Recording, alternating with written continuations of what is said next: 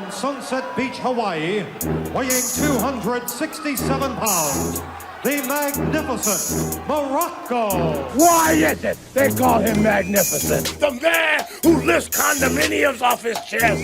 Anything that's explosive, anything that's exciting, Prince of Darkness, Master of Destruction, perpetrator of violence. Get ready! I'm gonna burn this place down! Hello and welcome to episode 8 of Don Muraco's Magnificent Podcast. My name's James and I'm going to do a few plugs before we throw to the man himself. So not only can you go on Twitter, Don Muraco Pod, YouTube, Don Muraco's Magnificent Podcast, and Don the Rock Muraco for signed merchandise from the man himself. We're also going to be starting a campaign either this week or last week, I can't remember if I mentioned it last week, of Don Muraco for WWE 2K22. So Muraco, this is a hashtag for Twitter, so I'm reliably informed, hashtag Muraco 2K22. We're going to try and get the man himself into some games and get some royalty checks while we're on the way. But for now, the man himself, once again, the beach bum, the magnificent one, the original Rock, if you ignore Ollie Anderson, Don Muraco. How you doing? Aloha. Aloha. Tally-ho. God, these intros are killing me.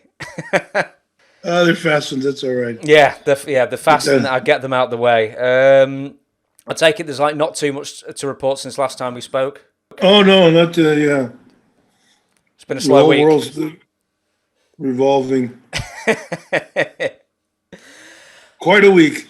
Quite a week it was. It went by in a flash. First thing I was going to ask you, because I was actually going to ask this in the last episode, and I thought I'd save it for this one, because you've told me or hinted at me here, there, and everywhere that you still watch, apart from all the documentaries, Dark Side, A&E, and sort of keep your hand in the wrestling business, keep an eye on it that way. You do actually still watch some WWE modern products as well. And I was wondering who are the people who most impress you, that you see money in potentially in the future.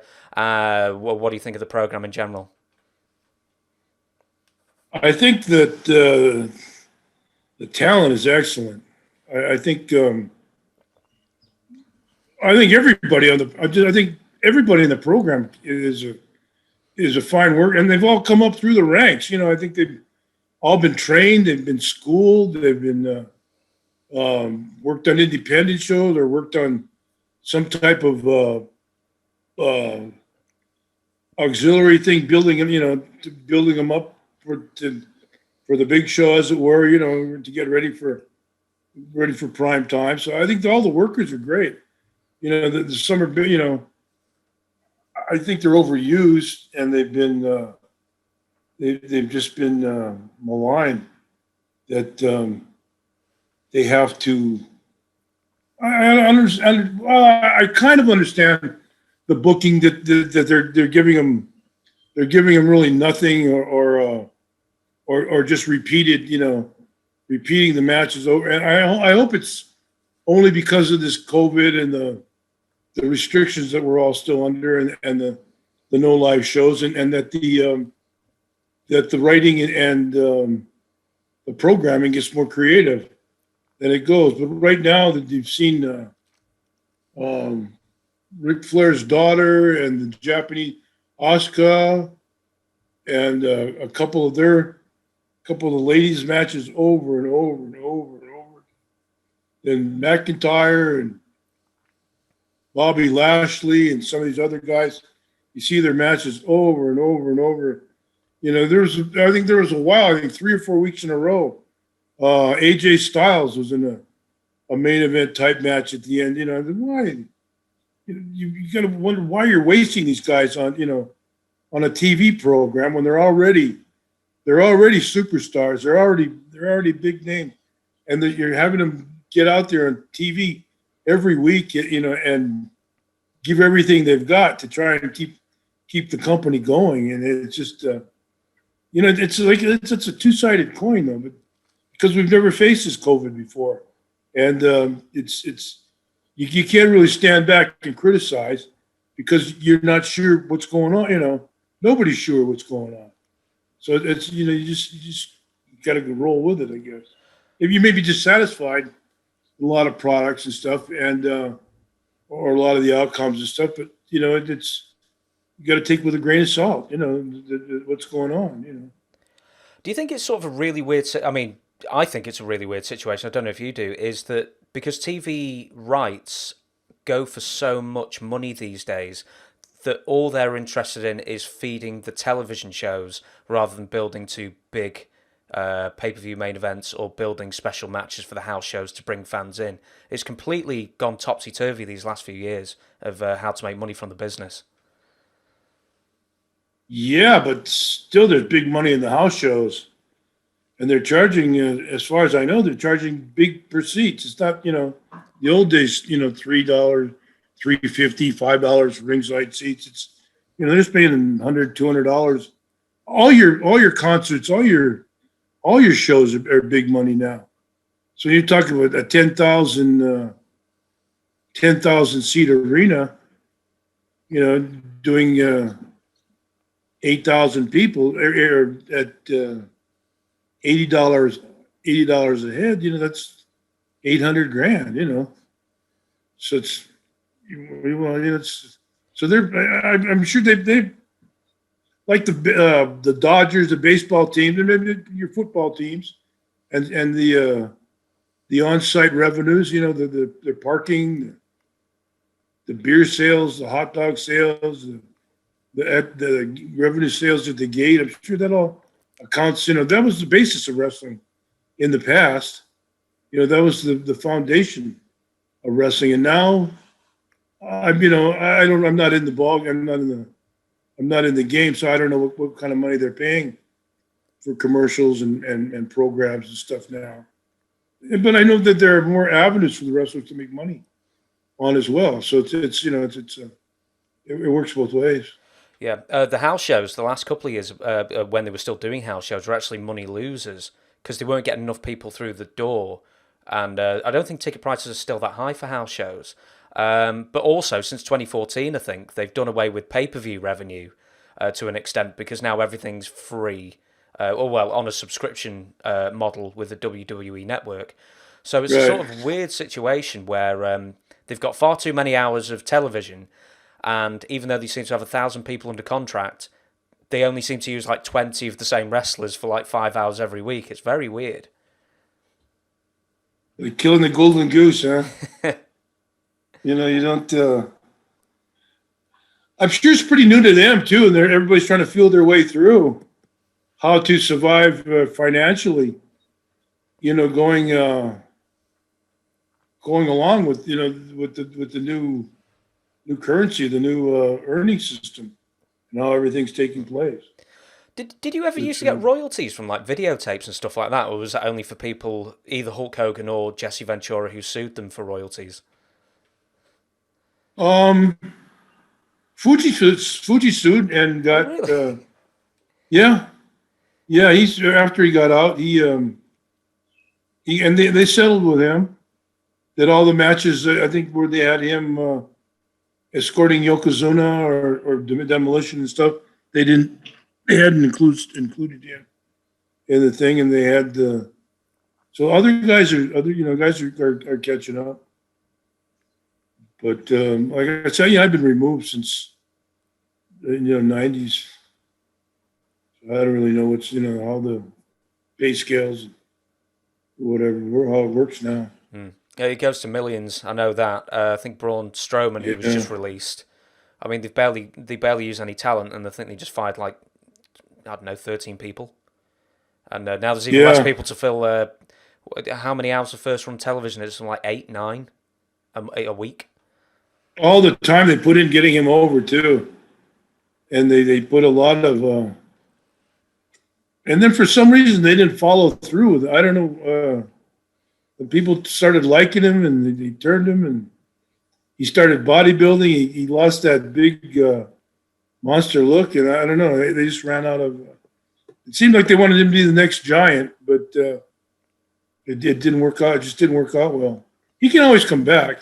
He's going to make a lot of money all around, but that guarantee check every week or every month is a big thing to count on. Yeah, well, Drew McIntyre did that. He left for a few years, and then he came back, and he was better than ever. And then he's world champion caliber, and he's won it a couple of times. I will ask you one more WWE modern centric question. If you're in charge, how do you change WWE to suit your tastes?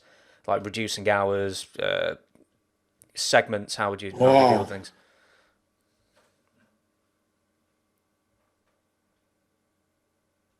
You need a staff, or somewhere to start brainstorming. And there's so many. See that you got your dolls and your figurines and your lunchboxes and your tapes and your pictures and your rest. There's so many factions of it. You got to depend where you got to figure out where you want to brainstorm. If you want to brainstorm business wise, then you need to take a handful of people, sit around a table and try and clear things up. But there's so many other things that fall down the road with that. It's your dolls and your pictures and your pay-per-views and everything else. If you're just doing that, I guess they probably. I would have to break it up. Have to separate a lot of portions. I would need a lot of help brainstorming to set put some reasonable angles together and change the TV from giving so much every show, giving the people. So the guy he's a champion now, redheaded kid, does a lot of talking. He was KO's partner. Sami. Sami Zayn. Thank you. Sami Zayn. They did a beautiful job getting him over. They did, and they took time on it, like they're doing with this Orton and the scooter riding kid now. Matt Riddle. Well, I know him. Yeah. So I remember watching portions of Sami Zayn and kind of just tuning in just as the timing went by he kept taking a match with Strowman and go back to the 3 or 4 or 5 times Strowman just murdered him, and every time, and never light at the end of the tunnel, or never, he's gonna pull a win out. No, just every time, and that built his credibility. That being able to take a beating every week like that, week after week, and going back for more, it was like a reverse psychology, and I like the way they did that. It takes a lot of brainstorm, to recreate that thinking, and that instead of walking somebody down and standing there for a 15-minute promo, it becomes tedious. Like I said, they might be prisoner of the hour like everybody else with COVID and stuff. So it just remains to be seen. Is there anybody on the current WWE television that you think is maybe on the undercard who you would pick out and say, do you know what? He could be something, and they've just not seen it in him yet. A lot of guys I like. The guys I can't even remember. AJ, KO, Roman Reigns and his crew. Those guys. I don't know what direction they're going with him. I see so much talent all around with all those guys. It's just guys that I see later anyway. I should have neglected mentioning him, neglected this guy, neglected that guy. But I think everybody's got talent. It's just the coordination and the writing and the planning that they have. And like I say, hopefully it's due to the virus and stuff. But there's more insight, more gray matter being put to work on that. Well, I'll tell you what, we're going to move on to our subject once again this week, and obviously tying in one of the most talented wrestlers to ever put on the boots, put on the tights, and it was Dynamite Kid. And where we left off on the previous episode with Dynamite Kid was Davey Boy was having a load of different substitutes coming in from the Crusher, some weird ones like the Crusher and Billy Jack Haynes, and then some more obvious ones. Even Bruno Sammartino tagged with Davey at one point in early 1987. But we'll go to January 1987, and Dynamite was brought back weeks after surgery to drop the WWF Tag Team titles to the Hart Foundation. Do you remember when they basically got the spatula out and scooped him out of the hospital bed to lose the belt, and then, basically put his life at risk, and then sent him back through the curtain? No, I don't. But I remember those guys had a long series of matches over, town after town. That they went around for a year or two. They were all rugged, solid matches. A lot of all those Crushers and Brunos, and those are all good to steal a house. You have a show in Milwaukee and you throw Davey Boy with the Crusher. Bing, you got to sell. You got a house there, because those kind of guys, or Pittsburgh with Bruno, or this, anywhere. Those people are gonna, people are gonna come rushing out. You bring their old heroes, those superstars back. Do you remember when Dynamite came back around March? It was just before WrestleMania 3. Do you remember his condition at that point? Was he getting around okay, or not so much? Yeah, okay. Dynamite, he never let anybody know that something was wrong. He wouldn't, unless you're with him at every night, or you're with him all, late or traveling, you wouldn't know that he's, you wouldn't know that he's hurting. You wouldn't know he would, either pain pills or booze or something. But he would mask his pain. Do you remember when he had his first seizure? I think it was the same year. No. We had basically 3 different towns a night running, sometimes maybe more. So there were three separate groups. Maybe the tag team champions led one card, and maybe the Big Show, the world champion, led another card, or another angle. The Intercontinental champion, or somebody else had another town that they were doing, and a hot angle to go with it. So there was enough stuff going on TV where you could run that many places and have that many. And then, when you come to Madison Square Garden or Big Show, then you blend all three of the towns together, all 3 of the parts together. But sometimes, you're not a lot of things. I wasn't on the same card with Dynamite or Davey. A lot of times I was, but a lot of times, so a lot of things that you're describing, I was never privy to. No, okay. One more thing then, and this is directly from Dark Side of the Ring. Was Dynamite in the late 80s, when you were hanging around him, was he partial to a fight with, like, in bars or fans or anything like that? No, he was, he was always playing ribs and stuff, but he wasn't, he wasn't starting fights. The only heat I remember was with the Rougeau, with the Rougeaus that they had, and I don't know what it was about. And then I hear him describing that one incident in Miami when he walked in. I was sitting there on the bench watching. And he just came in by himself with David in the back, but by himself. He slapped one of them across, didn't punch, just slapped him across the head, and asked either one of them if they've been going to the office talking about him and saying stuff like that. And they said, "Oh, not now." And it was a couple of weeks later, they sucker punched him. So, but yeah, it wasn't, he didn't sneak around and do anything, Well, I'll tell you what, we'll move on to slightly cheerier fare then. So actually, when did you first hook up with the Bulldogs and almost formed your own little gang on the road traveling? Gee, whenever Neidhart,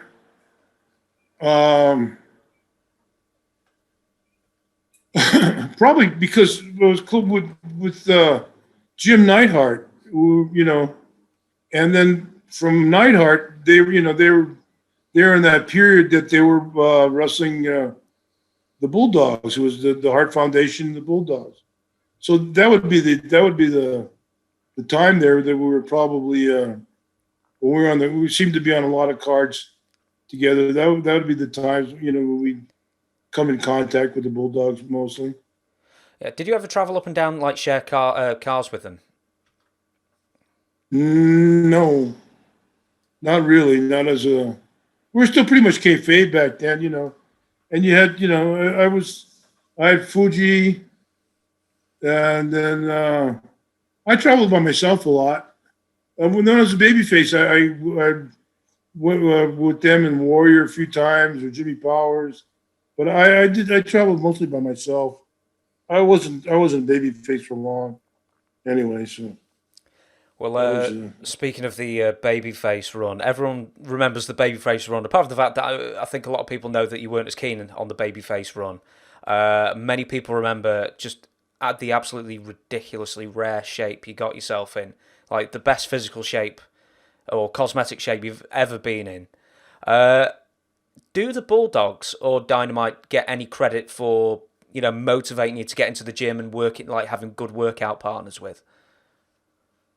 Davey Boy. I used to train with Davey Boy a lot, and I used to train with Dino Bravo a lot. That's why I said that.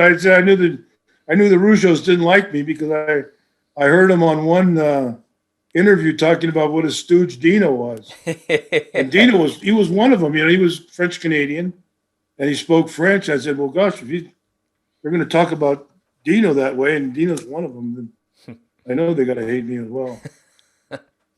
But yeah, Davey, I trained with Davey a lot, especially after I became babyface.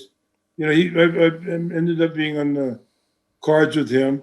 And then before that, a lot of times Dino Bravo. And then, Davey was, like in the gym, you go with somebody you can train with, or you like training partners with. So, what really spurred you on to decide to just get completely cut in the best shape of your life then? Was it because of a babyface run, or were you just seeing, all the top stars at the time and they all, it was all getting into the bodybuilding era and you wanted to, catch up with them, or? Yeah, it was pretty much monkey see, monkey do. Everybody was, everybody's in the gym. Well, Backlund had left, Backlund had gone. So I'd gone through all the cardio, the hour step tests and the hour on the wheel, and the chin ups and the push ups. I'd established a good cardio because I'd followed Bob's program with the cardio and followed him around. Then the Warrior came into town, and everybody was like Warrior and Rick Rude and a few of those guys that were, so just. Kind of just fell in, just monkey see, monkey do. I was just down there, and there were guys who were spending more time in the gym, and they were, sleeping in back here and watching TV back at the hotel. And Bam Bam liked me. He hated bodybuilders, but he and I were friends. Do you know what your best lifts were? Chest, squat, deadlift. Oh, squats, I hate to think my knees are so bad. Everything's so bad. No deadlifts, never deadlifted. Hit a 500-pound bench one time, Columbus, Ohio. Sheik was spotting me, Iron Sheik. It was freezing, like outside. I remember it was cold as hell.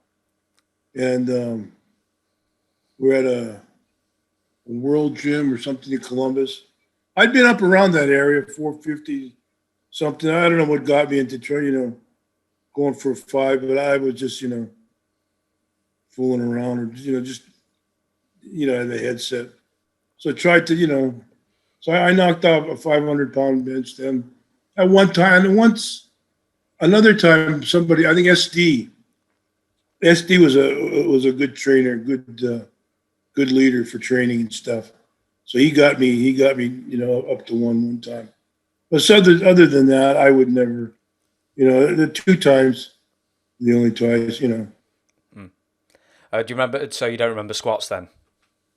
Squats, I think I may have knocked off about 600 pounds.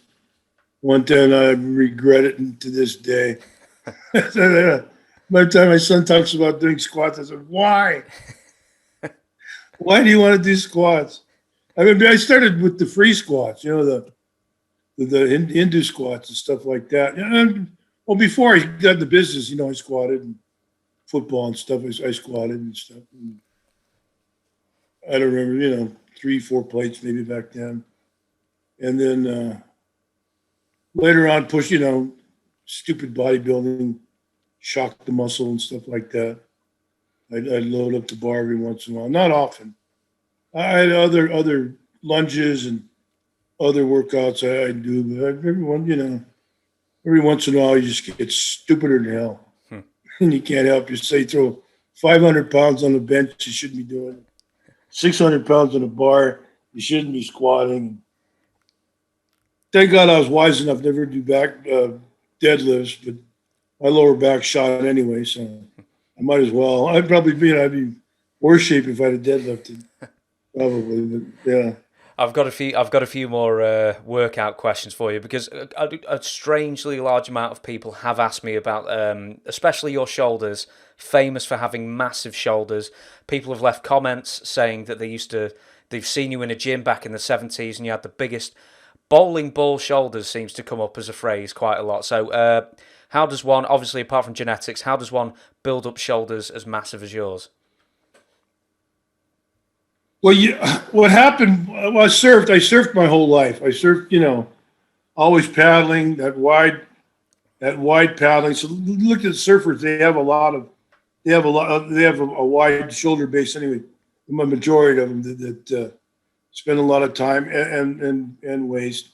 But then combining that with what happened was, and I was 12 years old. I had a hip displacement. It was a ball and socket joint, and it grew out of place. So they had to put the hip back and pin it back into place. They used 4 surgical pins to hold it down. And I spent, about 5 or 6 months on crutches. So that's the triceps and the shoulders and everything else, I guess, came from repeatedly. Then going from that to surfing, and then, the foundation was there. And then the training and stuff came along, that just filled in, the muscle memory was there. So it's probably easier to put the weight on. Did you ever do that behind the neck shoulder press thingy? Yeah, I was pretty good at that. 3 plates plus. Dino do a 405 for reps. Dino pushed me a lot. The chest and presses, Dino Bravo and Davey Boy pushed like hell.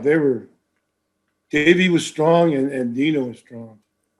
Dino stick 405 behind the neck. Not easy, but he nailed out a couple reps. I don't think I ever got one out of it. I know 375 or 350 or something like that. I could get some reps, but that 405, that was impressive. Well, you brought up Dino, you brought up Davey, you brought up, I brought up Dynamite just now, I suppose, for the weights and everything, but do you remember any of their personal bests? Well, all the stuff they did on TV was all gimmick. They're calling them. So I don't know. Dino was supposed to be on a Japan tour that I was on with Tony Atlas, and they were going to run have a bench press contest. They gave us all 10,000 yen to go out and just warming up, just a good warm up for the day. But Dino didn't show up on the tour, so Atlas just he and Atlas are probably comparative in strength, probably 600 pounds. They could they're up. I heard what's his name, Joe Laurinaitis, the Road Warrior. He was strong in that. I get Warlord. Terry, can't think of his last name. He was a monster. Yeah, it's something. It's like Polish, isn't it? It's like it's got wits on the end of it, I think. Yeah. Yeah. And I don't know if Barbie was that strong as well, but I know Barbie was tough too. I didn't know Barbie went to the sumo like Tonga. Oh, really? He went to, yeah. I just saw a picture the other day. He's got a mop of hair on him. Looks like he's wearing just all curly afro hair, and you never recognize him. You know, he like Tonga. He jumped out. He got on the sumo. He couldn't take all that. You know, washing guys' backs. I don't blame him. I don't blame him at all. We're going to get back into Dynamite now, and it's another couple of stories from Dark Side of the Ring, and it is one of the darker bits of Dark Side of the Ring, and it's a pretty dark episode as well.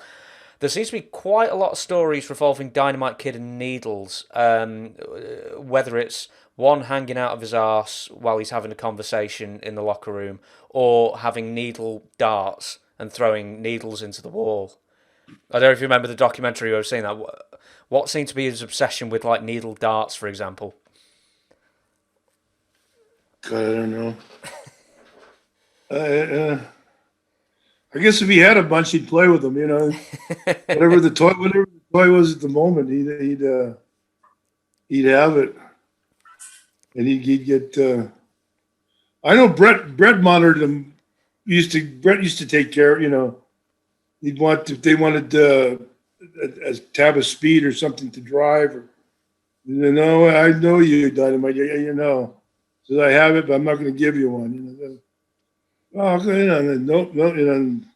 I know Brett was like the you know, oversaw that group of the Calgary there, and he knew what Dynamite. He knew they'd come from Calgary together, so he knew more what Dynamite was capable of. Yeah. Do you know, actually, since you brought it up, and he mentions it, I think, in his book, Dynamite does, that Jake Roberts introduced him to Speed. I didn't even consider this, that Speed was was it like a big thing in the locker room at that time? No, it was the doctor at Allentown used to come, and, you know, guys would buy bottles, he sell bottles and stuff. They're mostly it was just sleeping pills and muscle relaxers. But guys you'd have you'd have to drive 4, 5, 6, 8 hours lots of times one way. So, you know, and you'd get tired, want to work out, want something, you know, it depends. There's little blue and clears he used to sell, they call them fastens. And they weren't that ultra strong like the beauties or some of those other ones.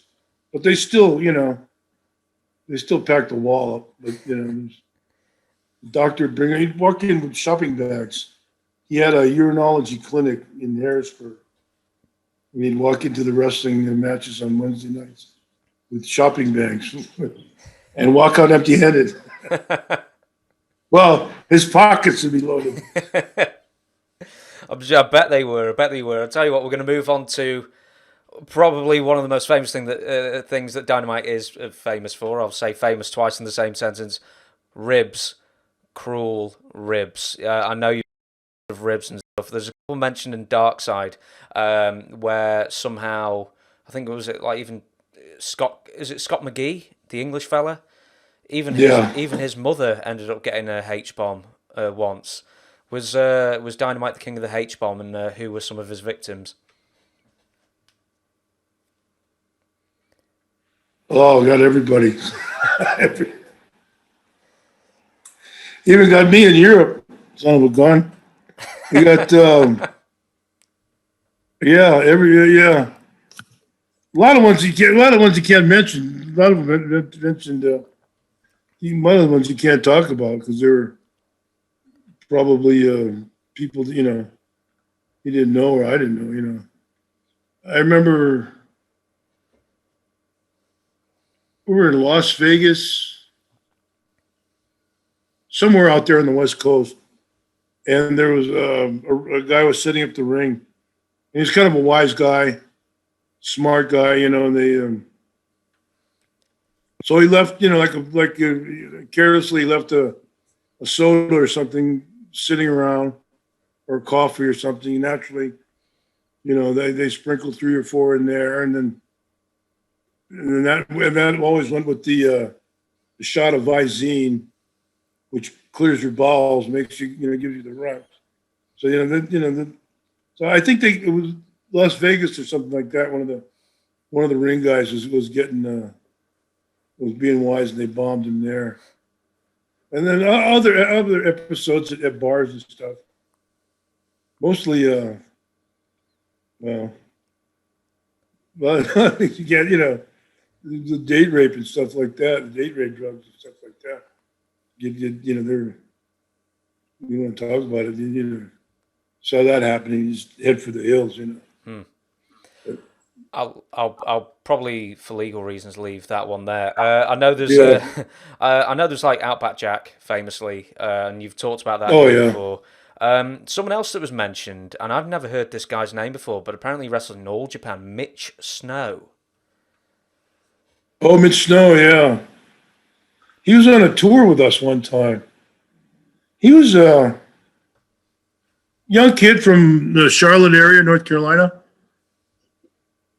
And I don't know, he was a real harmless guy. Didn't say too much.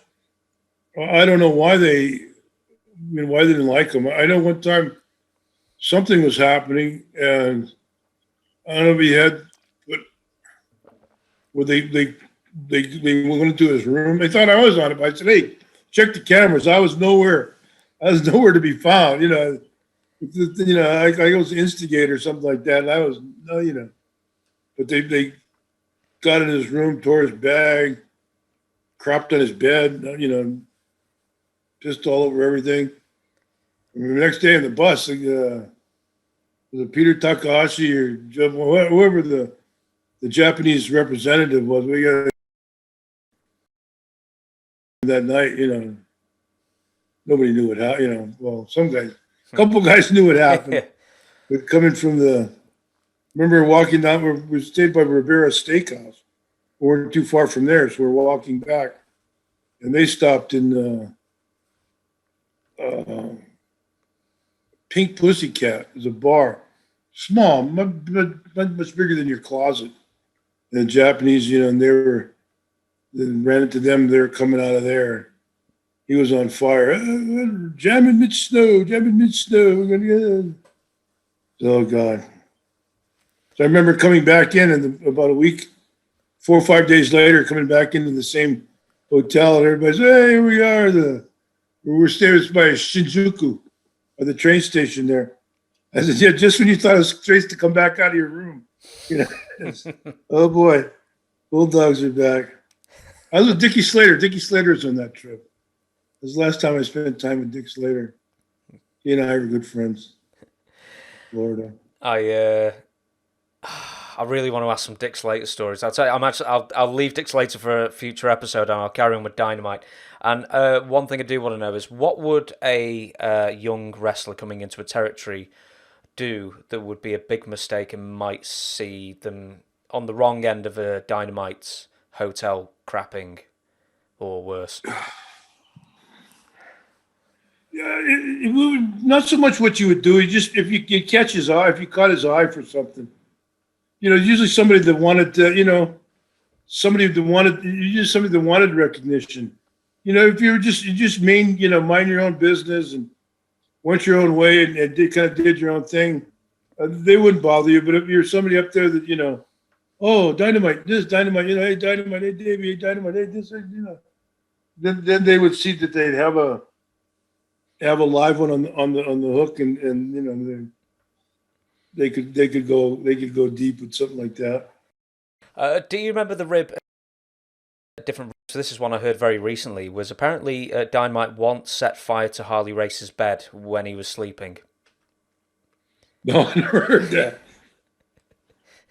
Okay, I'll move on from that one then, and I'll ask you: did Dynamite? I don't know. Harley loved Dynamite. He was. It's hard to, because without Harley being a big fan of Dynamite couldn't have got away with a lot of stuff he got away with. Because Harley was like a politician, litigator in the locker rooms and stuff. From when he was NWA, when he had to strap NWA, I know he used to come into Florida, and we'd always save room for him in our plane.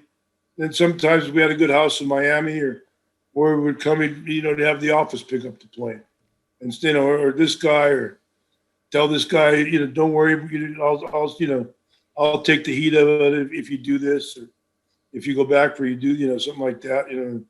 Harley was always covering for guys, or helping guys, and that's why he fell in love. He loved Bulldog. He loved Dynamite, and which is why Dynamite could get away with a lot of stuff. He got like when he's cutting Chachi's hair, that referee's kid, the kid that was mentally challenged, called him retarded before, but now he mentally challenged. They taking wax out of his hair and stuff, and everybody's he's mentally, it was really a lot of Down syndrome in it, but he loved Dynamite. Kid loved Dynamite, bring him Playboys and penthouses, and he'd run in the bathroom and get himself out, and Dynamite would stick him with the needle fixation, and then Dynamite hit him with an empty needle or something. He'd get mad, and then he'd be right back by Dynamite's side. Yeah, he was. So I like Harley Race. If Harley Race hadn't approved of Dynamite, there's a lot of things Dynamite wouldn't have done. That part of his bed, I don't know. Speaking of Harley Race, you know what? I just out of nowhere, I'll have to ask this. Did you ever remember the story where apparently Harley Race was threatening to bring a gun to a WWF show and shoot Hulk Hogan? I heard that story. It wasn't... I think it was... we were working in Kansas City. The big... had a big show in Kansas City, and he was still promoting before he come into the territory. The King, he was still promoting St. Louis, Kansas City, that area with Bob Geigel and stuff. And he wasn't in the territory, and I'd heard. I didn't see it. I wasn't there. I don't know if it's true, but I'm pretty much like you. I don't know if he flashed the gun to Hogan or told Hogan you got a gun, but stay the hell out of my territory. You're taking money off my table. Food out of my kids' mouths, and that. But Harley would do that. Harley wasn't afraid of anybody. And Man or Hulk. I'll ask you one more question then. On this bit, I'll ask you loads more questions. Did Dynamite ever try and rib Mr. Fuji? Oh, no. Those guys took a lyric together. They were always, the little ones, I'm sure everybody had, Fuji always pulled some, small one on me or something. Half the time it backfire, but he Dynamite Davey would dose my drink or something, but nothing, no cutting clothes up or shaving heads or, shaving eyebrows, or anything like that. No, they'd all go to Fuji for coaching. I've got a quote here that apparently Bill Eadie said that the Bulldogs were still leery of Mr. Fuji, even though they got on together. Could be. He would, I don't think so, though. Maybe, but I doubt. Fuji was getting pretty old by that time. He was out of the rib business. Yeah, he could have always come out of retirement, though. Yeah, no telling. Right, I'll move on then, and it's a story about you, apparently from Jake the Snake Roberts. Someone actually wrote to me and asked me to ask you this, and if it's not true, we'll just cut it out. And apparently you once antagonised Matilda, the dog, with Jimmy Hart's megaphone for a while to sort of wind the dog up.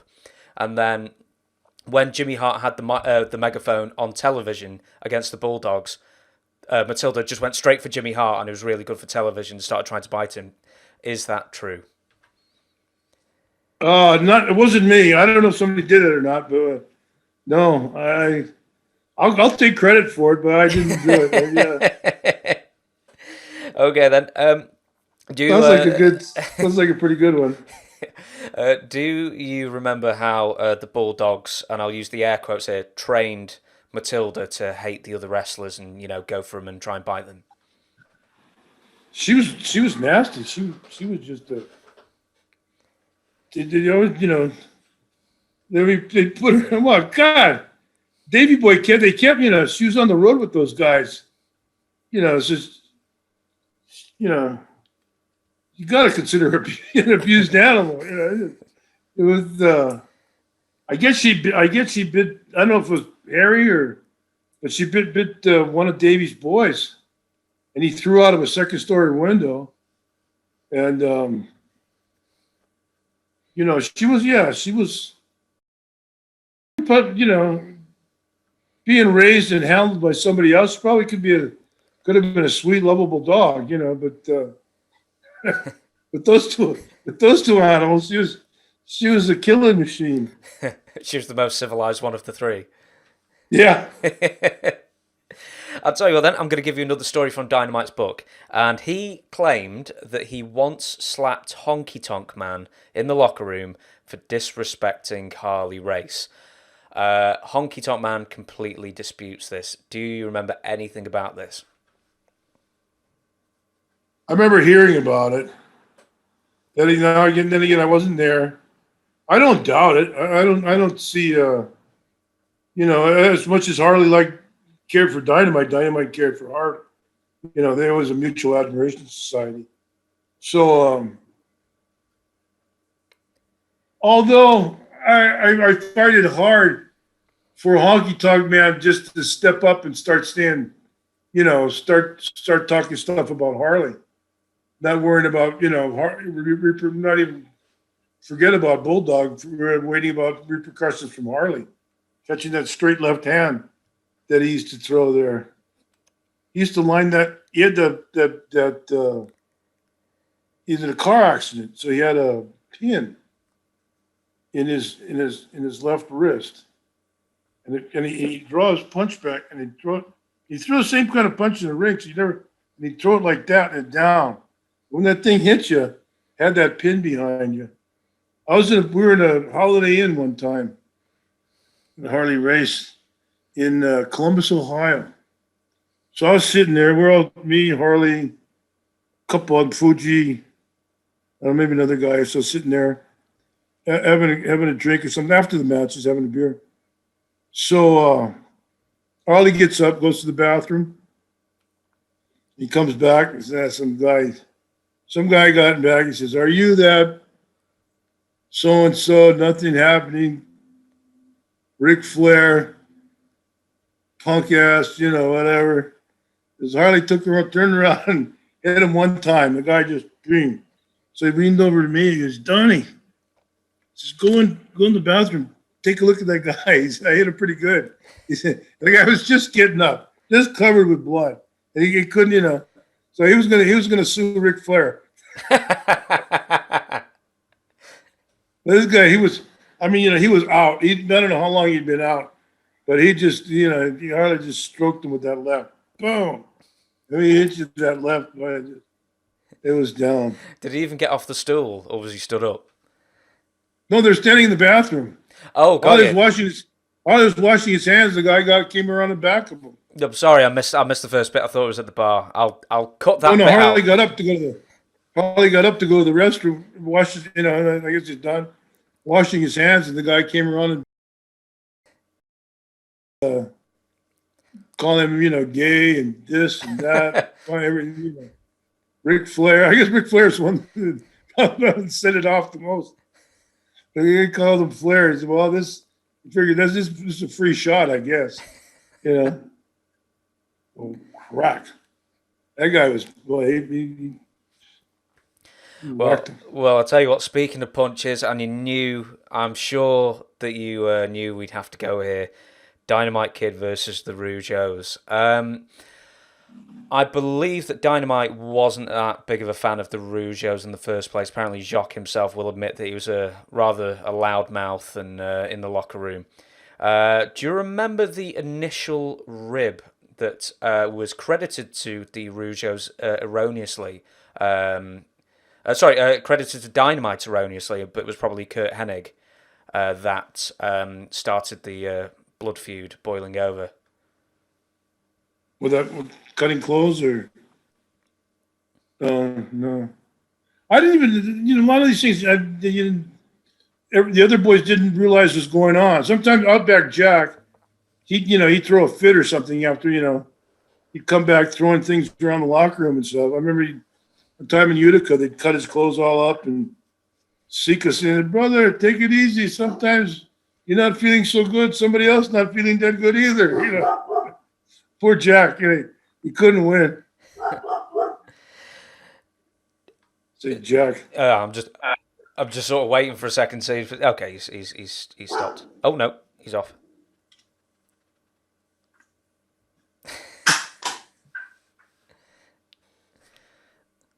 Missed him. Got him. So you mentioned it before then, the attack on Jacques while he was playing cards. Do you remember? You said you were there in the locker room for that one, didn't you? Yeah, it was a big locker room in Miami. It was a big area. And I don't know if anybody was playing cards. I was sitting close to Raymond or Jacques. I don't remember which one. It'd be Jacques. But you're whack, the big slap right across the top of his head, and must have been Jacques. Because I remember he had raised Raymond and he wanted to go too. He said, "Oh, not now, my knee or something," So that was it. All the punching and I heard it described earlier, and it was a lot more than what I remember happening. I just remember the big slap on the head, and then they're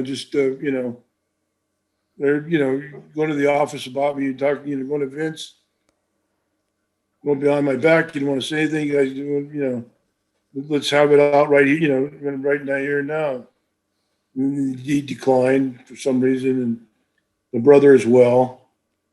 Nobody else was involved. It was like people were taking sides. It was just, and Dynamite never wanted, wasn't enlisting people to back him up or anything. He was out there all by himself.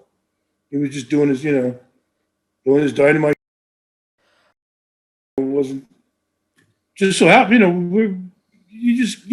on the road 14 days, a week, and you just some people you get more accustomed to being around, easier to be around.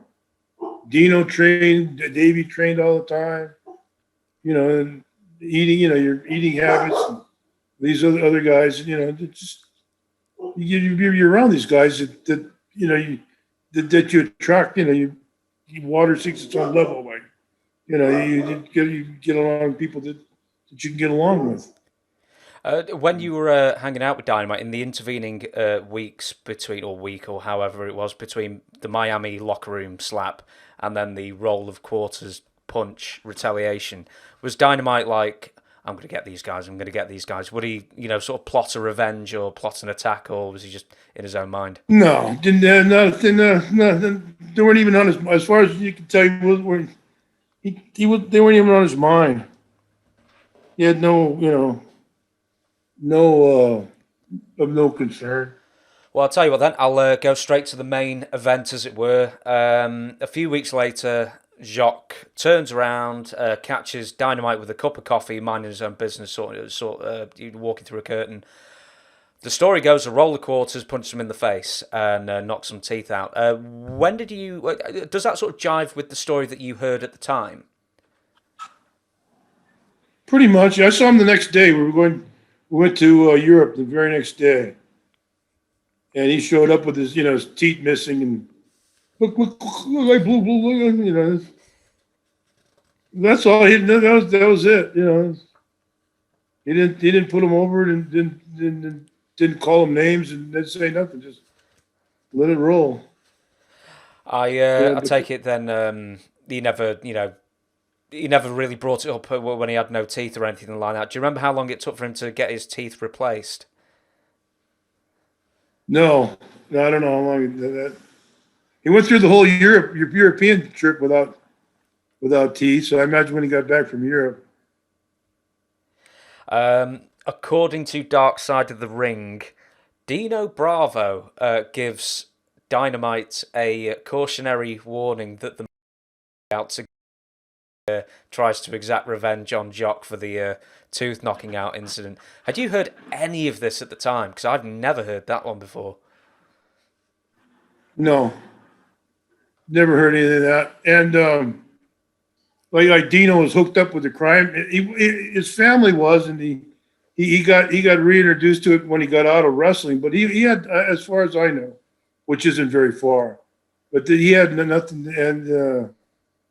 And if there was, somebody out watching Dynamite or something, I heard Rougeau said that was just a ruse, that they were, that wasn't true. Who knows? It was a Rougeau from Rougeau. He ends up leaving quite soon afterwards. Most people believe it was because of the Rougeau incident. This is Dynamite I'm talking about, excuse me, who left. In his book, he complains about the WWF not giving him complimentary plane tickets. Do you know why he left? Because it was shortly after you left. Dynamite? Yeah. No. Probably things had piled up. From the looks of that dark side and everything else, he was in pain. Like I said, drinking Everclear, drinking grain alcohol. I mean, it's that's not getting drunk. That's it's going beyond. That's just. I mean, there's nothing. I think even straight booze is a lot more pleasant than that stuff mixed with whatever. Just. I think it was just like a downhill slide. He was working all the time. He had the bad back, the bad neck, and bad body, and the drugs and pain pills, addiction, everything else. Family at home. He was on the road all the time. So I imagine his family. From the looks of Dark Side, there was turmoil with his wife and kids and stuff. And he told me one time he was out in a shed or in the barn or something, and his and this is Dynamite. This is true. He told me this. The wife had the cat had kittens. And the kittens were wandering around in the snow. And he was away in another part of the house, far removed, but evidently not thinking you could hear the shotgun. He was blowing away the little kittens. Oh, my God. Yeah. So he went back and the wife's crying. He said, "What's the matter?" She saw him. She's watching him. Oh, God. So that's Everclear for you, isn't it? Yeah. That's an error. That's an error in judgment. It's I mean, your animal rights people and stuff would be going crazy if they heard some of the stuff he was doing. God knows what the hell they did. Jesus to Christ. Matilda to make her a man eater. Oh yeah. Oh bloody hell. Okay then. I'll move on from shooting kittens then. Few more questions and then we'll wrap it up. Stampede Memories. Now you would face Davey Boy. Were you brought in by Dynamite specifically? Because I don't know if at this point he briefly took over booking duties. Was Dynamite booking at this time when you were brought in? Yeah. They wanted to drop the title to somebody who was a big WWF with a current name, and I just left the territory. So that was, in fact, I still was living in New Jersey, as a matter of fact. I barely even left. So I went there and did a good job for Davey. Power Slam, right, Bit of business. Got him over strong. Bit of business and then, just move on. Was it? Yeah. You also faced Makam Singh, Mike Shaw. Have you got any memories of him, of Karachi Vice fame? Only time I ever met the man, I knew him, and the Calgary locker room was pretty well spread out. So I just, I was introduced to him. We spoke, and he knew he was dropping the belt. So I had a nice match with him. He was a nice performer, nice worker. I'd never worked with one another before, and then I'd never even seen him work. So, and he was so short and squatty. I didn't want to try and slams or anything, exotic with him, because I didn't know if I could handle that the way he was built. I was too old to be handling heavy weights by then. So it was something simple, but he seemed like he was a nice guy. He did his job. He was leaving the territory, going someplace else, so he did the honors. Do you remember the other members, Gamma Singh and was it Gary Albright? Did you have any interaction with them in Japan or in territories at any point? Gary Albright, I met him in Hawaii. I think he came through from Japan. Didn't he pass away early, a long time ago? Yeah, I think he was in his 30s or something. Yeah, he died. He was an amateur wrestler or a football player? He was a converted athlete of some sort. Gamma Singh, I remember Gamma Singh. He was around. God, where was he? Did he ever come to WWE? I don't think so. I remember being in several locker rooms with the guy. He was a nice fellow. Not real tall, but good guy.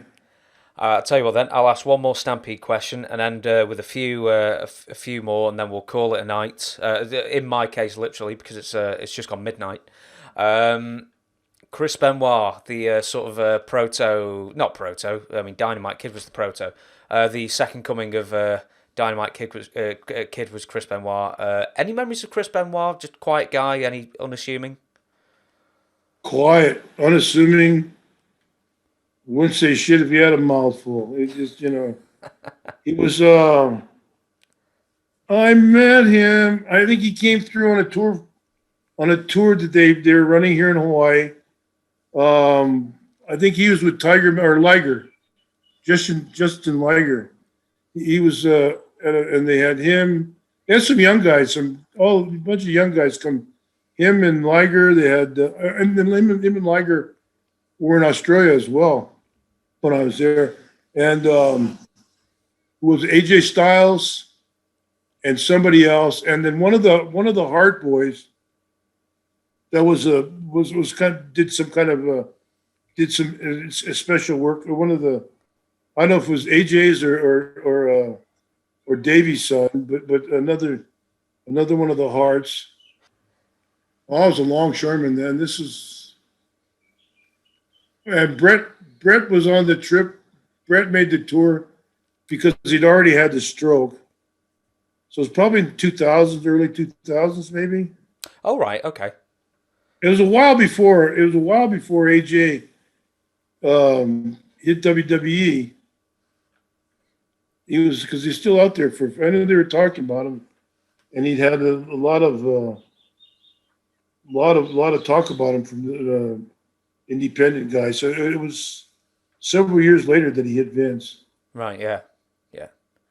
So he was already a talent then. Yeah, I thought you were talking like early, like late 80s, early 90s, and I thought maybe it's like BJ Annis or something. No, it was probably around 2000, turn of 2000.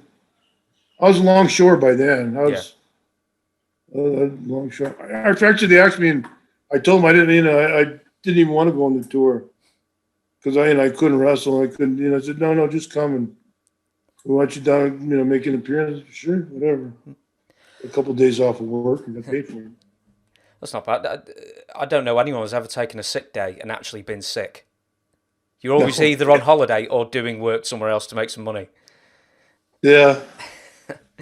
I won't quite end with this, but I will mention. So you're on tour with the British Bulldogs, one of the last ones they did as a tag team in All Japan Pro Wrestling in 1989.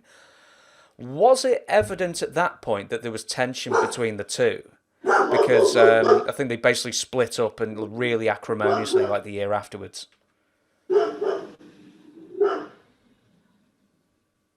Oh. Was it Davey Boy on that trip or Johnny Smith? In '89, it was Davey and Dynamite still. Was it Davey? Yeah. Well, there was no evidence that there's no. Didn't seem like they didn't seem like they're having any problems there. It was later when I was booking New Zealand. I brought the Dynamite in, and he was with the Johnny Smith.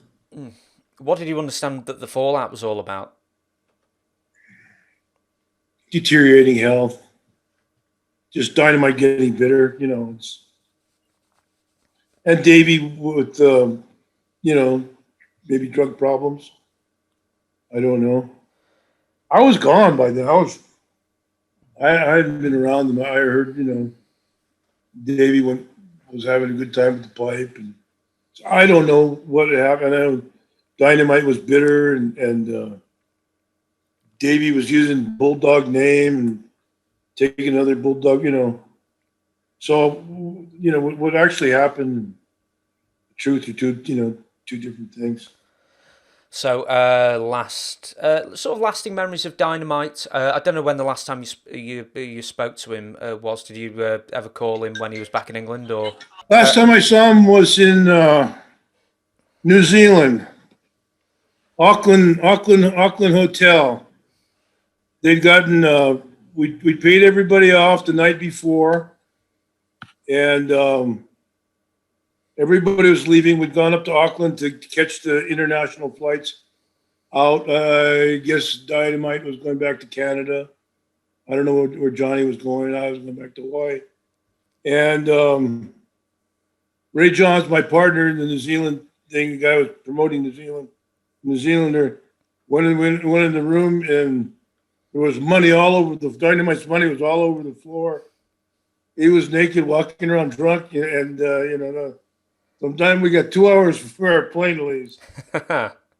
Let's go, So he got them together, and his guys got them together, and he made it. But that was about it. Yeah.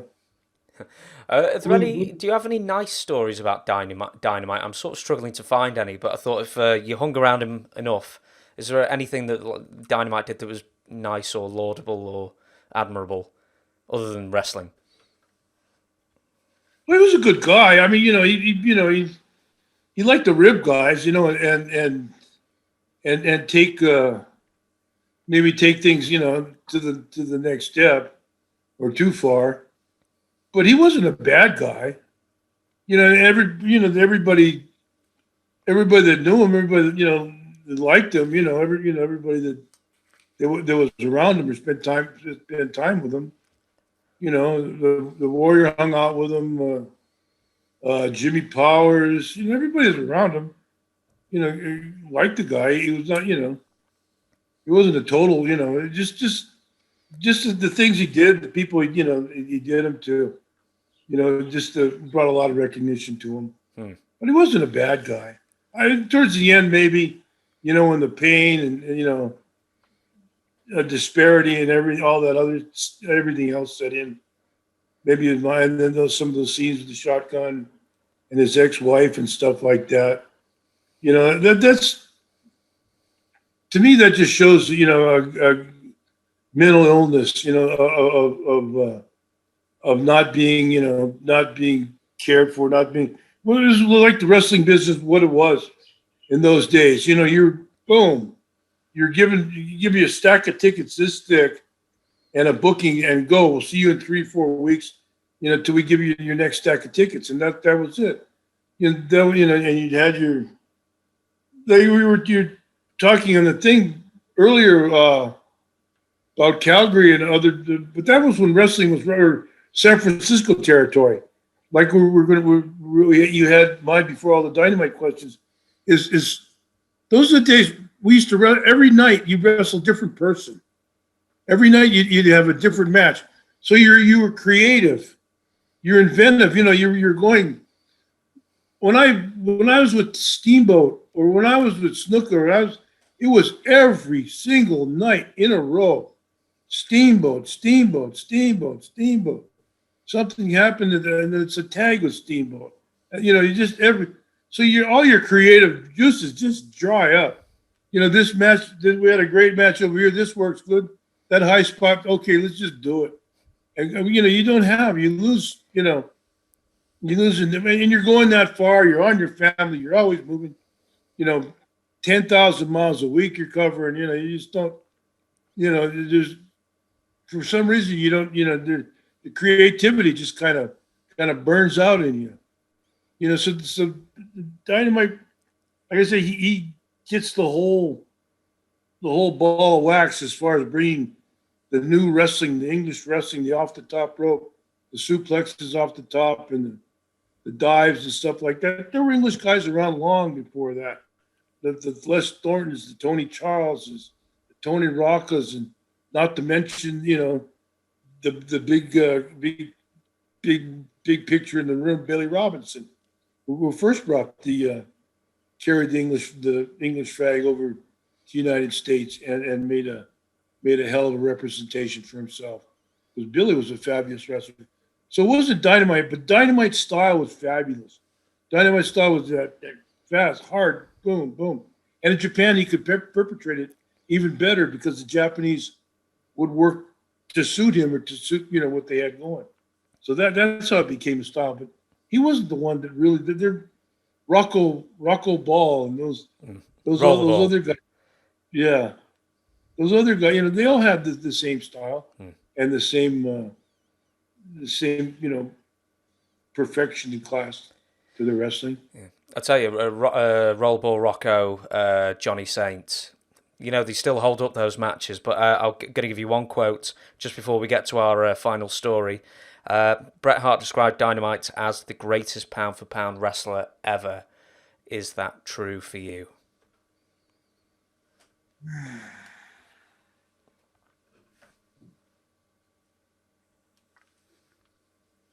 Yeah. If you want to put it, I don't know. Yeah, it could be. I mean, it depends who's in the argument. Everybody. You know, there's other Everybody guys. is. Yeah, I know, but I mean, you know, it depends.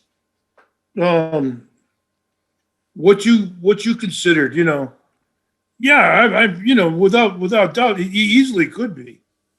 You know, and I'm sure by a lot of people, you know, by Bret's estimation, it probably is. But you know, yeah, you know, when you throw guys like Dory Funk Jr. or Ray Stevens or, you know, The Rock or Stone Cold, throwing all those other guys in the equation, you know, and you have, you know, wrestling is the performance. You get performance, which is just on the level that you're. You know, you don't take Meryl Streep in to do a roller derby movie. You know, it's, you know, so it's just, you know, fitting people in different roles and having. He could easily be the best pound per pound wrestler, you know, of his age, and that he certainly had the mechanics and everything down. Whether he could carry it on a mic would be another story, and his promo. So, you know, with pound for pound, yes, he could do anything, absolutely anything in the ring, and his timing was fabulous. So I mean, you know, he wasn't worried about getting his in or losing, not getting his comeback in, or because he knew he was going to get his in. So yeah, he could have been, but then again, it depends who you're talking to. That there are other guys too that other people have respect for, and different types of schools. That Broadway, hard, fast, you know, quick moving, up down type school. Yeah, Dynamite could easily fill the bill for that. Even with today's NXTs and AEWs and whatever like that, however they're going, he could have worked. He could have run circles around a lot of these guys. It's funny you mentioned promos. He grew up about 20 miles away from me, and I can't understand what he's saying half of the time. Just mumble. I can't understand what he's saying. It's like the word. How Americans could understand what he was saying is beyond me. Yeah, well, that's why he had a manager. Yeah. Right, before we go... That's why some guys had managers back in that day. Before we go, instead of doing the Mr. Fuji story of the week, I think we sort of dried up on the Fuji stories because we told about 20 of them on the first episode, and then we realised that we basically told all of them. So we're going to go on to Bieber. B. Brian Blair. B. Brian Blair. He's a hell of a guy. And he turned into, he's a big public figure, political figure in Tampa and everything. But when he was breaking in, he broke in the hard way. He broke in with the Hiro Matsuda and Jack and Jerry Briscoe and all those guys and the rest. But he came out. He went to the University of Louisville as in Kentucky and was a football player and an amateur wrestler.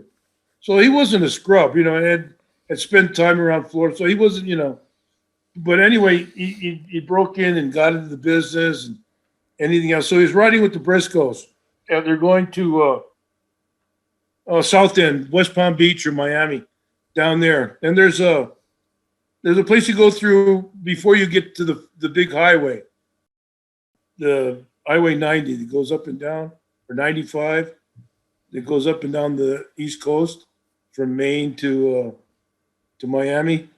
So they got him, and Jack had a big Ford. So they said, got Bieber, and they put him in the bag. We'll put you in the trunk and drop your pants.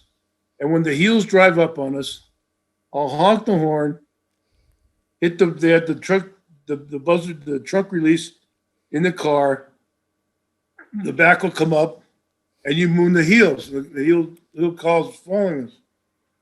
Okay, that's fun. That's a great idea. Boom, boom, boom. They pull in. There's one place we used to eat. There's another place, Stuckey's, on the side of the two eating. But it was old days. Two eating places before you got on the main freeway and took the card, to get on the freeway.